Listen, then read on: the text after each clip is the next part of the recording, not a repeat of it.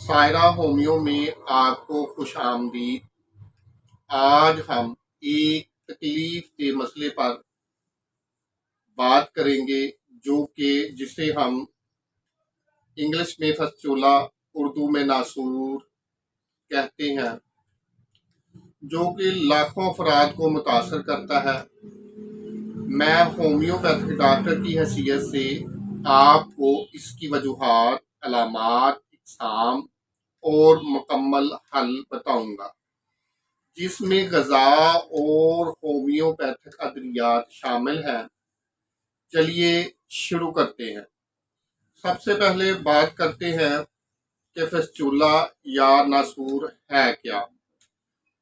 नासूर दो अज़ा या खून की नालियों को जोड़ने वाली एक गैर मामूली सुरंग होती है, जो आम तौर पर इन्फेक्शन जैसे पीप भरे फोड़े, चोट या क्रोन जैसी दायमी बीमारियों की वजह से बनती है।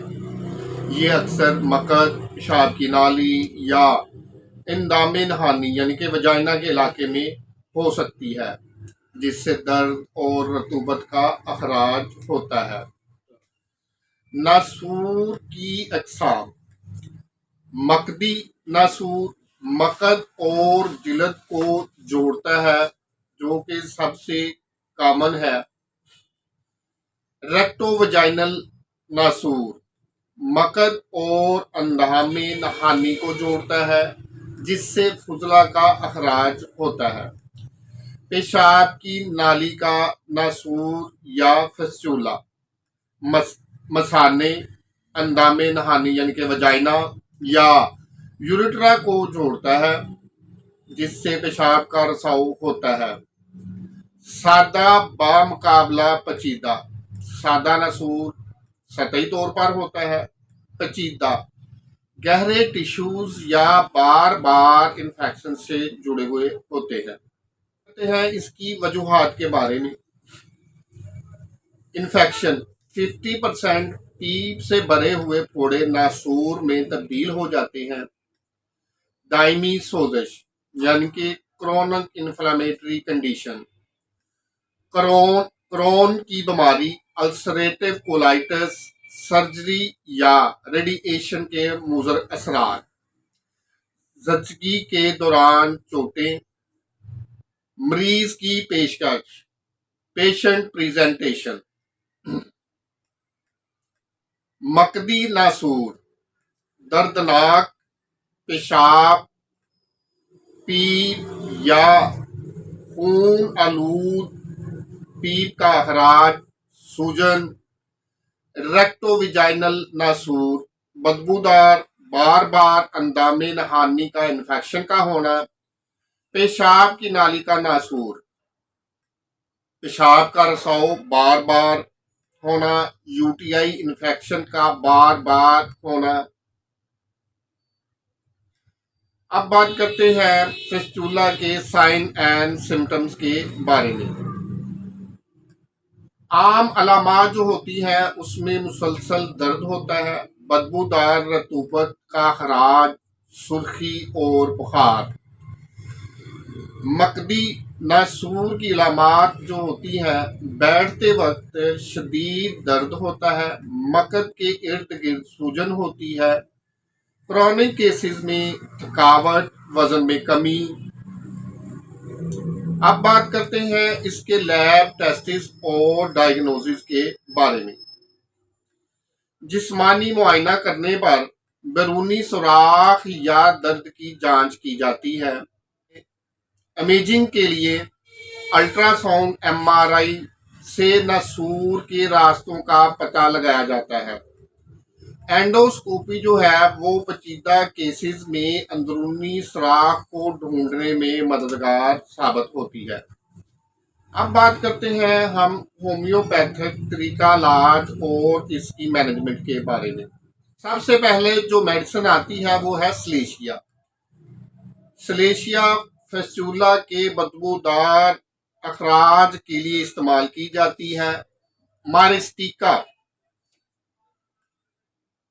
पीप के अखराज को तेज करती है। और सर्जरी की जरूरत को कम करती है। हाइपर सल्फर शदीद दर्द, छूने से हसासियत वाली अलामात में इस्तेमाल कराते हैं और इन मेडिसिन की जो पोटेंसी है वो 30 या 200 सुबह दोपहर शाम एक कप पानी में 10-10 कतरे डालकर इस्तेमाल कराई जाती है, दिन में 2 से 3 मरतबा। ज़ाती इलाज के लिए होम्योपैथिक डॉक्टर से ज़रूर मशवरा करें। अब मैं बात करता हूँ मेरा क्लिनिकल मेथड या तजर्बा। अगर पेशेंट को फैमिली हिस्ट्री पॉजिटिव है तो सबसे पहले मैं कार्सी 1M और ट्यूबर 1M की एक खुराक देने के बाद पूजा 1M की एक खुराक देता हूँ। कार्सी ट्यूबर जो है वो फैमिली हिस्ट्री अगर पॉजिटिव है तो लगाते हैं। इसके बाद थूजा 1M की एक खुराक, ग्रेफाइटस 1M की 3 खुराकें। ये चीज़ें जो है ये मेडिसिन आप बेस बना लें कि ये आपने हर फेस्टुला के पेशेंट को इस्तेमाल करवानी ही करवानी है। इसके अलावा जो सलेशिया है वो 1M या CM में अगर पस कंट्रोल नहीं हो रही, मारिस्टिका CM और कैलेंडोला जो है वो जख्म के लिए इस्तेमाल करवाई जाती है। कार्लस बैंड जो है वो हेड रेमेडी है पेशेंट को सर्जरी से बचाने के लिए। हाइपर सल्फर जो है वो दर्द के लिए इस्तेमाल कराई जाती है बवक्ते ज़रूरत। अगर साथ में मकद में जलन है तो फिर हम एंथ्रैक्सिनम 1M की 1 डोज जो है वो लगा देते हैं। अगर अचानक फेस्टुला का इजहार हुआ है तो फिर बर्बेरस वल्गैरस 1M में 6 खुराकें देने के बाद 200 TDS इस्तेमाल करवाई जाती है।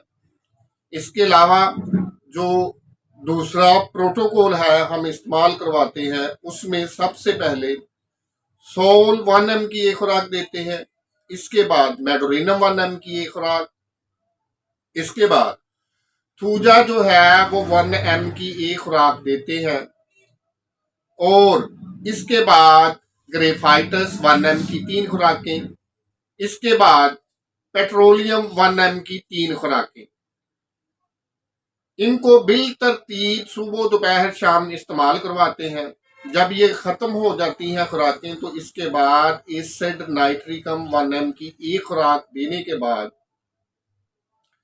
एसिड नाइट्रिकम जो है वो 30 में TDS इस्तेमाल करवाते हैं 10 दिन के लिए और साथ में रोजाना सुबह को थूजा 200 दी जाती है और पेट्रोलियम जो है वो 200 रात को इस्तेमाल करवाते हैं। इसी आर्डर को बिल तरतीब 15 दिन के बाद रिपीट करवाते हैं। अब बात करते हैं हम बचाव और गजा के बारे में। 30 से 35 ग्राम फाइबर जो है वो डेली इस्तेमाल करें जिसमें फल और दालें शामिल है। मसालादार गजाओं और होटलिंग से परहेज करें। नमक के साथ सफाई के लिए नमक के साथ गर्म बात ले सोजिश में कम करने में मददगार साबित होता है। जिंदगी में तनाव को कंट्रोल करें। ज्यादा देर तक एक ही पोजीशन में ना बैठें।